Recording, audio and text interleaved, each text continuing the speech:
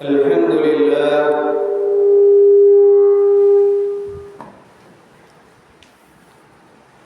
لله رب العالمين والصلاة والسلام على رسول الكريم أما بعد فأعوذ بالله من الشيطان الرجيم بسم الله الرحمن الرحيم إن الحمد لله نحمده ونستعينه ونستغفره ونؤمن به ونتوكل عليه ونعوذ بالله من شرور أنفسنا ومن سيئات أعمالنا من يهده الله فلا مضل له ومن يضلل فلا هادي له ونشهد أن لا إله إلا الله وحده لا شريك له ونشهد أن محمدا عبده ورسوله. أعوذ بالله من الشيطان الرجيم بسم الله الرحمن الرحيم قل أعوذ برب الناس ملك الناس إله الناس من شر الوسواس الخناس الذي يوسوس في صدور الناس من الجنة والناس. صدق الله العليم صدق رسول الكريم. மதிப்புக்கும் மரியாதைக்கும் கண்ணியத்துக்கும் உரிய உலக மக்களுக்கு நேர்வழி காட்ட வந்த உத்தம நபியாம் உம்மி நபியாம் அரபுலகத்தின் தளபதியாம் முஹம்மது நபி ஸல்லல்லாஹு அலைஹி வஸல்லம் அவர்கள் மீதும் அன்னாருடைய காலத்தில் வாழ்ந்த சத்திய சீலர்கள் இஸ்லாத்தினுடைய நெறிமுறைகளை கடைபிடித்து வாழ்ந்த வள்ளல்கள் சகாபாக்கள் அவர்கள் மீதும் அன்னாருடைய காலத்தில் வாழ்ந்த சகாபாக்கள் மீதும் தாபீன்கள் மீதும் தாபீன்கள் மீதும் அவுலியாக்கள் மீதும் அம்பியாக்கள் மீதும் நாதாக்கள் மீதும் சுபதாக்கள் மீதும் அல்லாஹ்வுடைய சாந்தியும் சமாதானமும் என்றென்றும் நின்று நிலவட்டுமாக என்று பிரார்த்தித்த வண்ணம் இந்த ஜும்மாவுடைய நாளிலே என்னுடைய முதல்கண் ஸலவாத்தினை மூமினான ஆண்கள் பெண்கள் அனைவருக்கும் தெரிவித்துக் கொள்கிறேன். அஸ்ஸலாமு அலைக்கும் வரஹ்மத்துல்லாஹி தஆலா வ பரகாத்துஹு. இன்றைய ஜும்மாவுடைய உரையின் தலைப்பு கலிபாக்களின் ஆட்சி காலம். கலிபாக்கள் என்றால் யார்?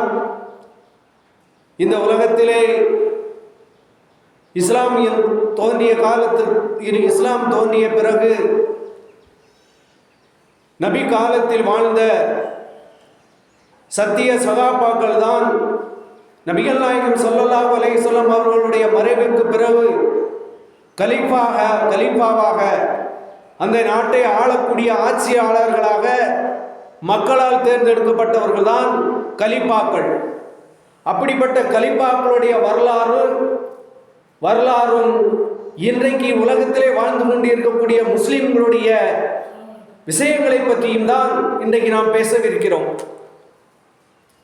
உமர் ரலியல்லாஹு தஆலா அன்ஹு அவர்களின் ஆட்சி காலம் ஒரு பொற்காலம். அப்படிப்பட்ட பொற்காலத்தை தந்தவர் உமர் ரலியல்லாஹு தஆலா அன்ஹு அவர்களுடைய ஆட்சி காலம் எப்படி இருந்தது என்பதற்கு ஒரு சம்பவத்தை இன்றைக்கு நாம் சொல்லி காட்ட வேண்டிய அவசியத்தில் இருக்கிறோம். முஸ்லிம்கள் விளங்கிக் கொள்ள வேண்டிய ஒரு நிலைப்பாட்டில் இன்னைக்கு இருந்து கொண்டு இருக்கிறார்கள் என்பதை நாம் தெளிவாக அறிவிக்க கடமைப்பட்டு இருக்கிறோம். அந்த கலீஃபா, அந்த அமீர் எப்படி இருந்தார் தெரியுமா?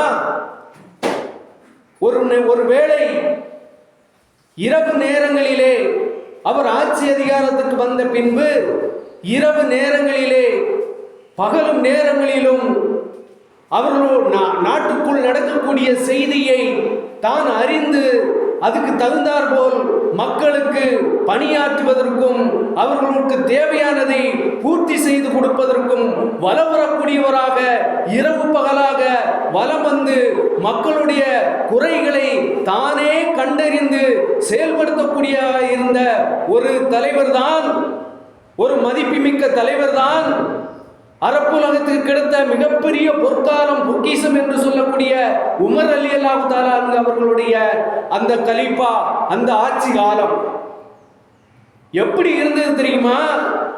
ஒரு தாய் தன்னுடைய 2 குழந்தைகளை வைத்துக் கொண்டு உணவந்ததுக்கு கூட வழி இல்லாமல் அந்த குழந்தையும் அந்த தாயும் பட்டினியோடு வாடிக்கொண்டு இருக்கிறார்கள். இது கலீஃபாவுக்கு தெரியவில்லை. ஒரு சமயத்தில் கலீஃபா அந்த தன்னுடைய சுற்றுப்பயணத்தை தொடங்கி கொண்டிருந்த நிலையில் அவர்கள் மக்களை கண்காணிப்பதற்காக போய்கொண்டிருக்கக்கூடிய நேரத்தில் ஒரு தாய் தன்னுடைய 2 குழந்தைகளை வைத்துக் கொண்டு 2-3 கல்லுகளை வைத்து அதுக்கு மேல் ஒரு பாத்திரத்தை வைத்து சோறாக்குவதை போல பாவனை செய்து கொண்டிருந்தாள். அந்த 2 குழந்தைகளும் பசிக்குது என்று சொல்லி அந்த தாயை பார்த்து பசி தாங்க முடியாமல் அழுது கொண்டு இருந்தது.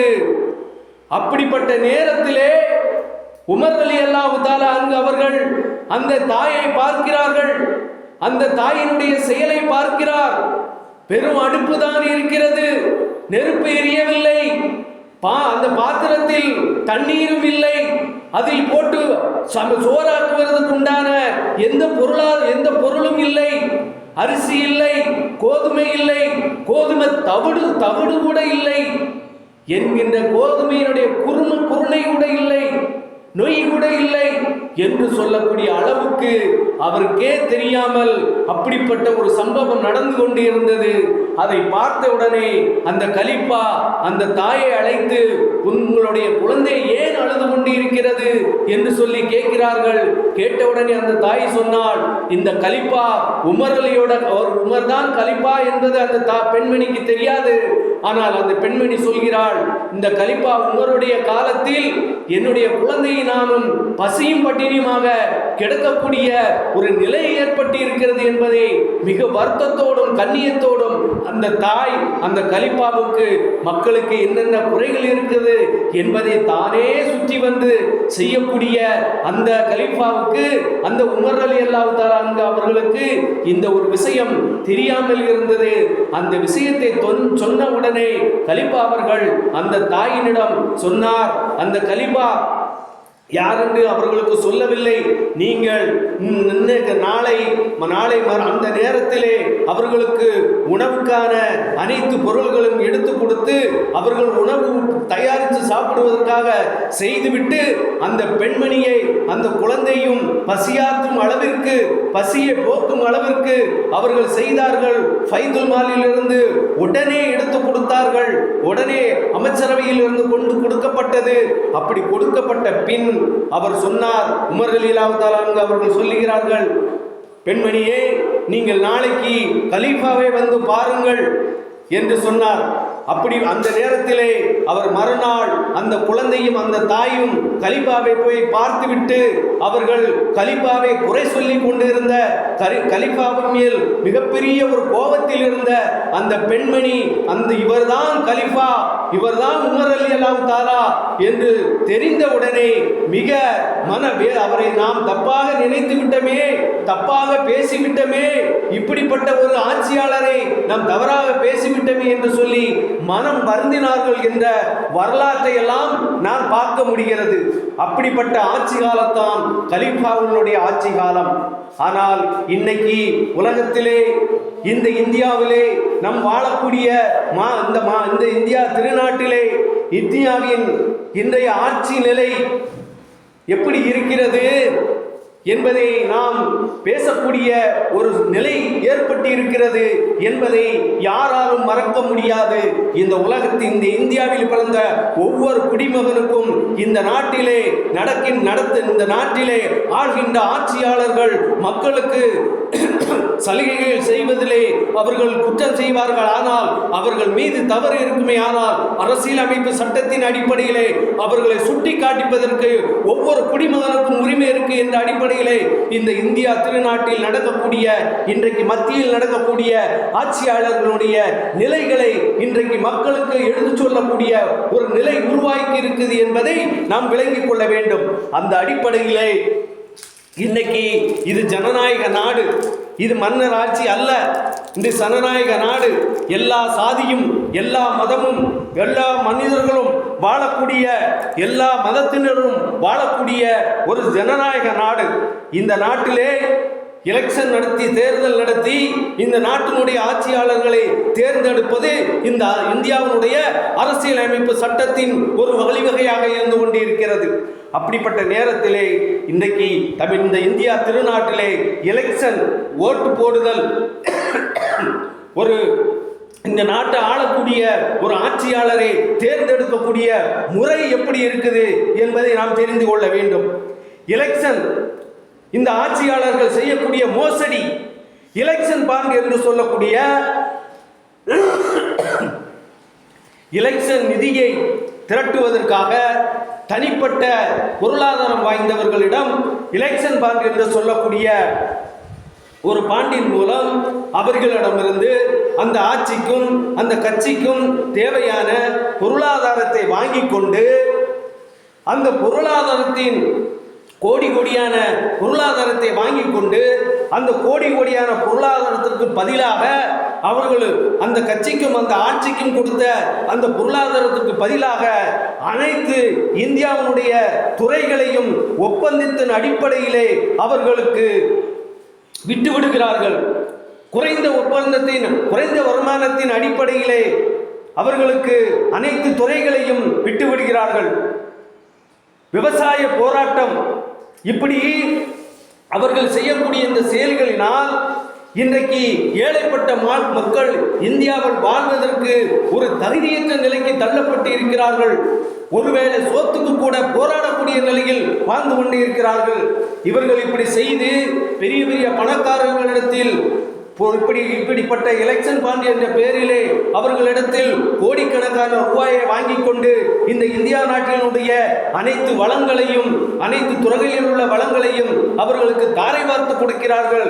அதே போன்று வங்கிகளிலே மிகப்பெரிய கடன்களை ஆயிரக்கணக்கான கோடி லட்சக்கணக்கான கோடிகளை வங்கியிலே கடன் வாங்கியவர்களுக்கு அவர்களுடைய கடனை அடைக்கவில்லை என்று சொன்னால் கூட அந்த கடனை அடைக்க வேண்டாம் என்று விதிவிலக்கு அளிக்கிறார்கள்.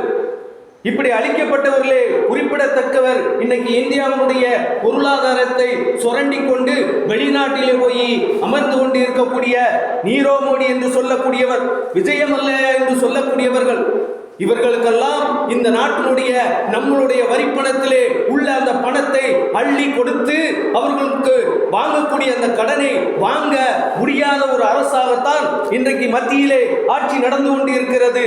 இது நம்மளை போல இந்த நாட்டினுடைய பிரஜைகளுக்கு, நம்மளை போல இந்த நாட்டினுடைய குடியுரிமை உள்ள மக்களுக்கு மிகப்பெரிய போராட்டத்தையும் மிகப்பெரிய வன்கொடுமையும் செய்து கொண்டு இருக்கிறது என்பதை நாம் விளங்கிக் கொள்ள வேண்டும்.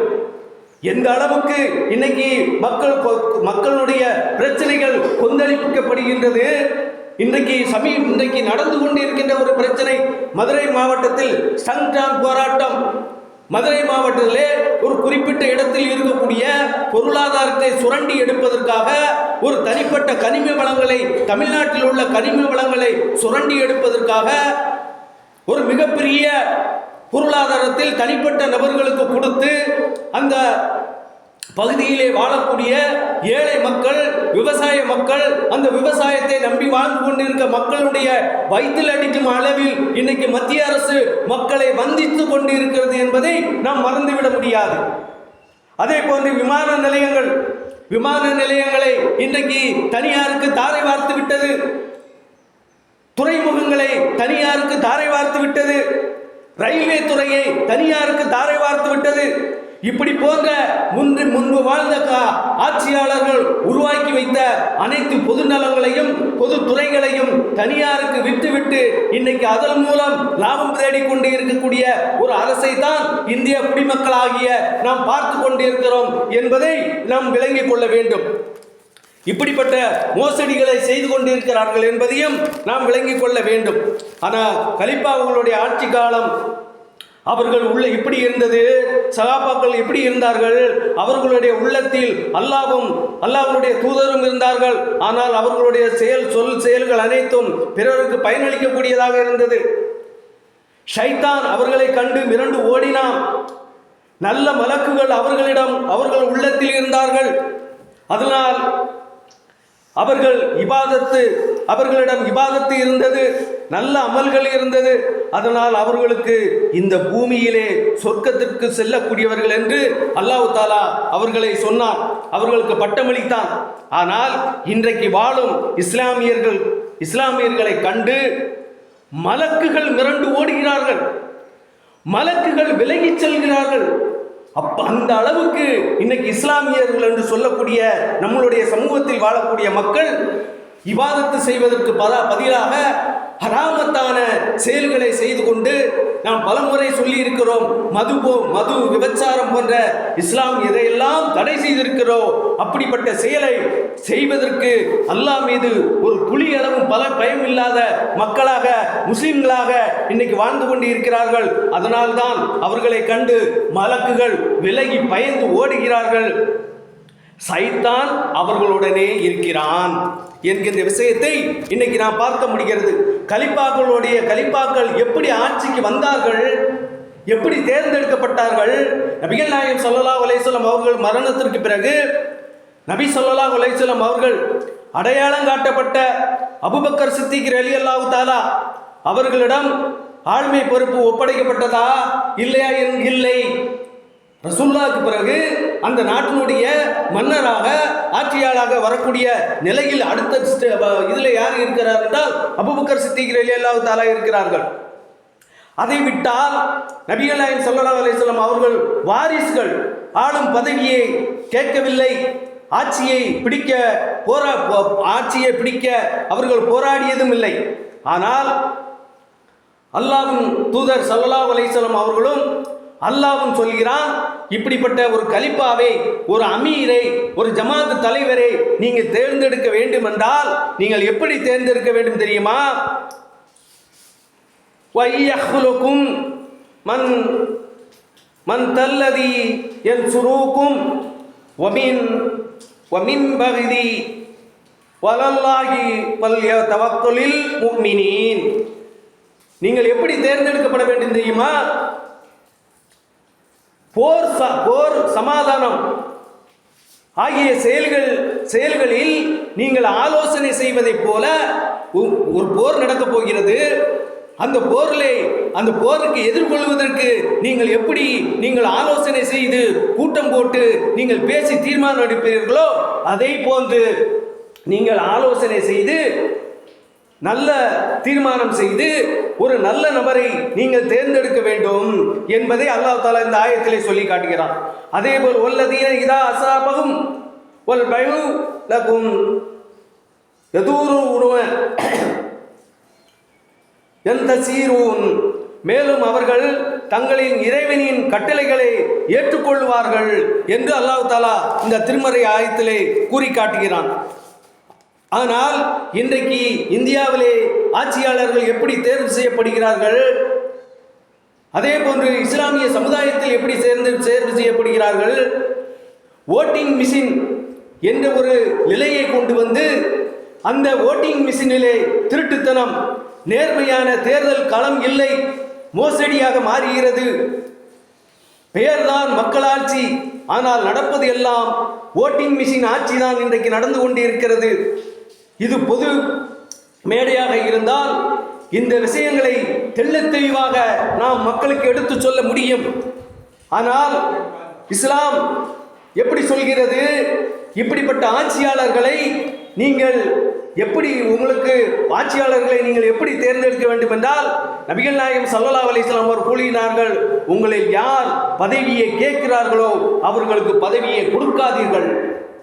அல்லாஹ் சொன்னதை போல நீங்கள் என்ன செய்யுங்க, உட்காருங்க, ஜமாத்து கூடி உட்கார்ந்து, சபை கூடி உட்கார்ந்து, யாரை நீங்கள் அந்த சபையில் உள்ளவர்கள் முன்மொழிகிறார்களோ அப்படிப்பட்டவர்களை நீங்கள் அமீராக ஏற்றுக்கொள்ளுங்கள், அவர்களுக்கு அந்த பதவியை கொடுங்கள். அது கலிஃபா காலத்திலும் அதுதான்.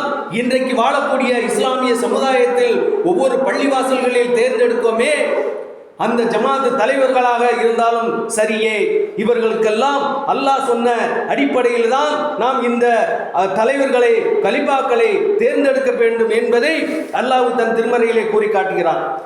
அவர்கள் நல்ல அமல் அவர்களிடம் அப்படி நீங்கள் அல்லாஹ்வுக்கு மாறி செய்து உங்கள் இஷ்டத்திற்கு தகுந்தவார் போல் நீங்கள் யார் பதவியை கேட்டு வாங்கிறார்களோ அவர்களுக்கு கொடுப்பீர்களானால் அவர்கள் நல்ல சூழல், அவர்களால் இந்த மக்களுக்கு நல்ல சூழல் இருக்காது. பொருளாதார மோசடி செய்வார்கள், இரையச்சம் என்பது இருக்காது, ஹராமான அனைத்து செயலையும் செய்வார்கள். அப்படி அனைத்து செயல்களையும் செய்துவிட்டு இஸ்லாத்தின் அடிப்படையில் அமீரை அப்படிப்பட்ட செயல்களை அவர்கள் செய்வார்கள். அதனால் ஒரு நல்ல சூழ்நிலை உருவாவதற்கு சாத்தியமற்ற நிலை ஏற்பட்டுவிடும். ஆகையினால் நீங்கள் ஒரு அமீரை தேர்ந்தெடுக்க வேண்டும் என்றால் இஸ்லாத்தின் அடிப்படையிலே அமீரை தேர்ந்தெடுக்க வேண்டும் என்றால் அவரிடம் பல நல்ல செயல்கள் இருக்க வேண்டும், தகுதி இருக்க வேண்டும். பொருளாதாரம், அவர்கள் அப்படிப்பட்ட அந்த அமீர் எப்படிப்பட்டவராக இருக்க வேண்டும்? பொருளாதாரம், அவரிடம் பொருளாதாரம் இருக்க வேண்டும் என்பது அவசியமில்லை. அவர் பணக்காரராக இருக்க வேண்டும் என்பது அவசியமில்லை. அவர் ஏழையாக இருந்தாலும் பிரச்சனை இல்லை.